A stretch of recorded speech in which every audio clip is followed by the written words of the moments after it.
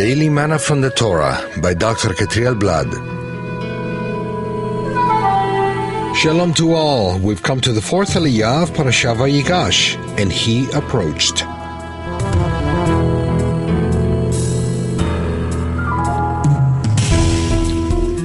This fourth Aliyah is found in Genesis 45 from verses 19 to 27. Verse 27 will occupy us today. But when they told him everything Joseph had said to them, and when he saw the carts Joseph had sent to carry him back, the spirit of their father Jacob revived. Who is able to not be affected by circumstances? Our father Yaakov's spirit had been very still for 22 years. During this period of time, the Torah calls him Israel in some moments. 42:5, chapter 43:6, verse 8, verse 11, chapter 45:21. Leading us to believe that his spirit was not totally dead, nor that the spirit of the Eternal had left him completely. However, when he heard the news that Joseph was alive, he could suddenly understand all that had happened and the divine purpose behind the events that seemed so negative. His spirit recovered strength, revived, and the spirit of prophecy operated in him once again. The question that rises is if our father Yaakov couldn't have lived in the spirit for those 22 years in spite of the negative events, Rachel's premature death and Joseph's disappearance.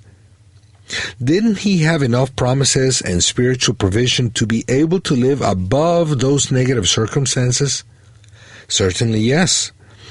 If he had paid more attention to divine revelation, and if he had trusted in the Eternal's power and goodness, he would have spared himself and his family 22 years of bitterness. The Torah says that Yaakov refused being comforted.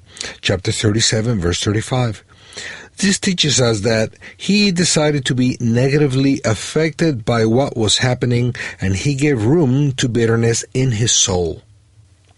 What would have happened if he had kept a high spirit during those 22 years instead of refusing being comforted? What difference would that have made? Well, in regards to what happened to Joseph, there would have been no difference.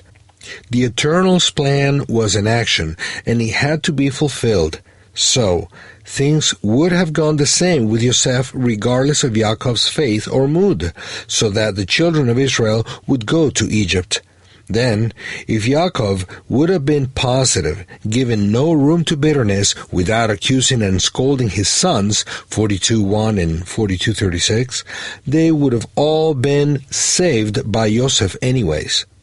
So, if facing negative events with trust and confidence, or facing them in lamentation, would not have had any change in the final results, then what would be the difference if they would have been saved anyways? The difference would have been 22 years of joy and happiness, full of hope and praise in spite of the pain. Instead of 22 years of grief and sadness, full of despair and lamentation because of the pain. Because he chose the negative side, our father Yaakov allowed 22 years of his life to be dark instead of full of light.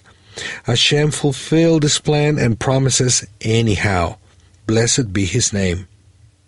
May the Eternal give us grace to trust in the middle of sorrow, knowing that for those who love the Almighty, all things work together for good, so His purposes are fulfilled in our lives. Romans 8, verse 28. Let's always be joyful.